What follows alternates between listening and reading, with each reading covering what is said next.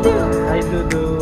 Sa part 1 ng ating Palawan trip, pinakita namin sa inyo ang aming tinuluyan, ang Astoria, kung saan na-enjoy namin ang kanilang room, amenities at maging ang kanilang sandbar. Ngayon naman, sa day 3 ng ating Palawan trip, ay maglalakbay naman tayo patungo sa El Nido, Palawan. Ipapakita namin sa inyo ang mga kalsada na aming dinaanan at kung saan pinakamaganda mag-park sa El Nido kung may dala kayong sasakyan. Tara, simulan na natin ang gala ni Dudu. 11:30 AM, pag-check out namin sa Astoria ay dumiretso na kami papuntang El Nido. Sa aking Google Map ay aabutin ng kulang-kulang na 4 na oras ang aming biyahe.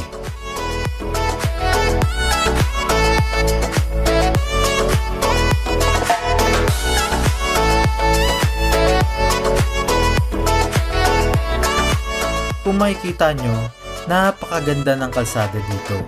Masasabi nyo worth it ang pondo ng gobyerno sa pagpapagawa ng kanilang kalsada. Sana all.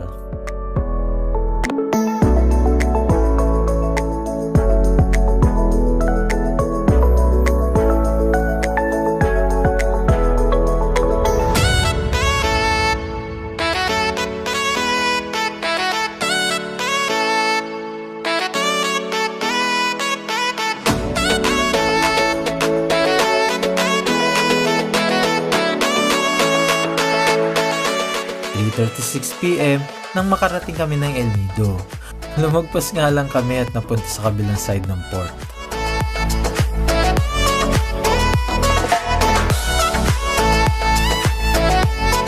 Dito na nga kami sa El Nido, nakakarating lang namin dito. In-straight drive ko na kasi tinulugan nila ako eh. So ayun, tinakbo ko lang siya ng mga ilang oras, no, mga 3 mahigit, mga mag-aapat din. So yan, dito na kami, maghahanap lang kami ng mga kainan. Dapat dito kayo pupasok sa arko na ito at dito din ang way papuntang port. Sa mga oras na ito ay naghahanap na rin kami ng parking upang kami ay makakain na rin. At totoo nga ang sabi nila, no, ang hirap maghanap ng parking dito sa El Nido. Meron isang itinuro sa amin na parking sa may simbahan. Pero that time, puno na rin. Kaya yung isang napagtanungan namin ay itinuro kami sa may port. At dito nga kami nakapag-park at dito din kami magpa-park kinabukasan para sa aming island hopping. Dito din sa loob matatagpuan ang karamihan ng accommodation, restaurants, bars at iba pa.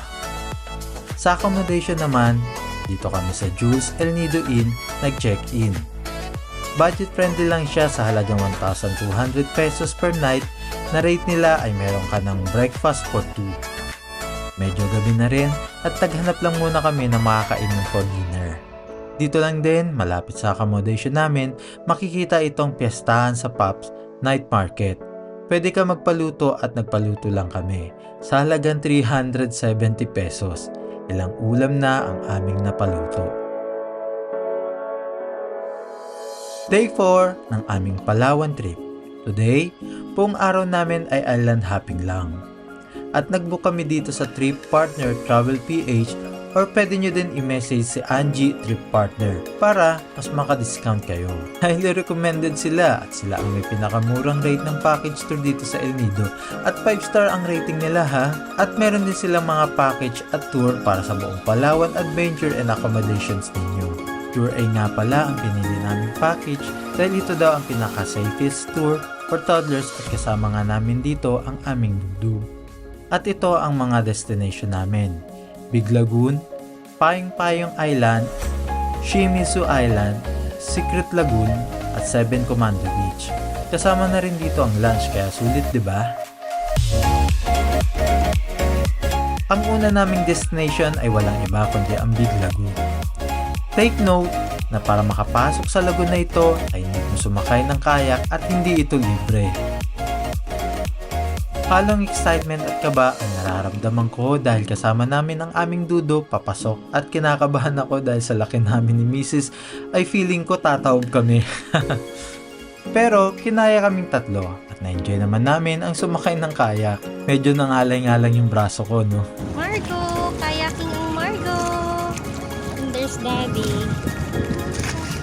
Yeah, Daddy. Solo si Daddy doon. Ganda na sinusundan mo dyan ah. Ginagalingan mo ah. Ginagalingan mo yung sinusundan mo ah. Nandito yung pamilya mo. Pamilyado ka. Halika rito. May sinusundan ni Daddy na yun. Pumasok din kami sa isang maliit na cave.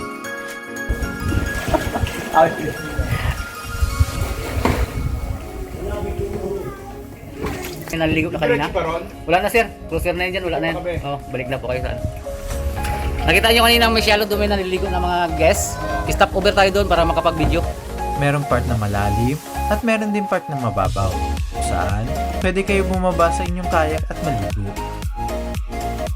Ayan o, ini-experience namin ngayon ang kayak dito sa Big Lagoon, no? Ito, yan, nasa likod ko, Big Lagoon yan. So, from labas, papasok kayo dito sa loob at gagamitin nyo lang yung kayak kasi hindi pwede yung mga malalaking ginagamit na bangka nila rito, no? So, nakaka-enjoy kasi kasama ko si Marco, nagkaya kami, nikot namin yan. One of the experience na hindi namin malilimutan as family.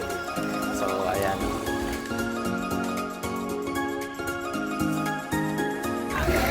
Dito nagdadak lahat ng mga bangka, no? Pagka dock nila dyan, ayan na, magre-rent na sila ng kayak. Ang kayak dito ay 300 pesos. So, yan na yan. Tapos, magdadak sila dyan, lahat ng mga bangka andito. Tapos, pagdating doon, dyan sila papasok. Yan. Matapos, dumiretso na rin kami sa iba pang isla. Dito sa Shimizu Island kami nananghalian. Meron din mga nagbebenta dito ng mga inumin at ice cream meron din dito ah. Dala lang kayo extra money kasi literal na presyong turista ang mga bili dito.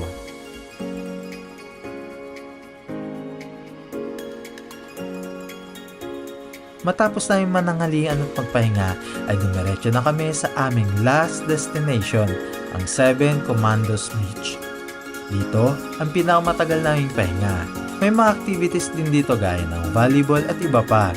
Meron din mga kainan at bilihan ng mga inumin. Hi, Dudu! Hi, Dudu! Where's Dudu? Hi, Dudu!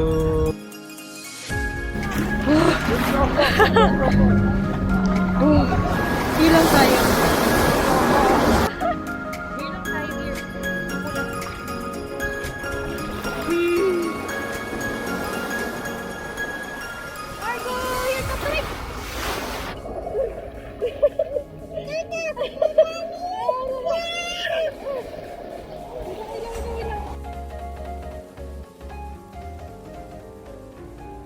Sobrang nag-enjoy ang aming dudu sa island hopping trip naming ito at isa na namang napakagandang memories para sa aming mag-asawa.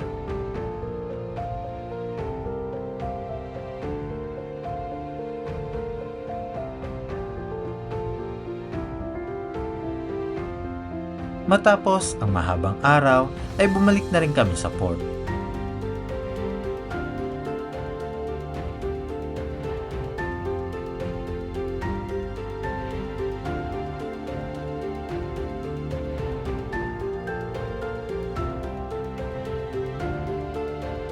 At dito natatapos ang day 4 ng aming Palawan trip dahil bukas ay babalik na tayo sa Puerto Princesa at mahaba-habang biyahe na naman ito. Maraming salamat sa inyong pagsama sa gala ni Dudu at hanggang sa uli ay tinapos ninyo itong munting video namin.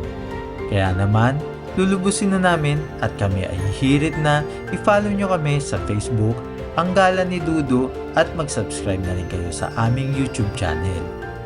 Maraming salamat sa inyo. At ito, ang gala ni Dudu.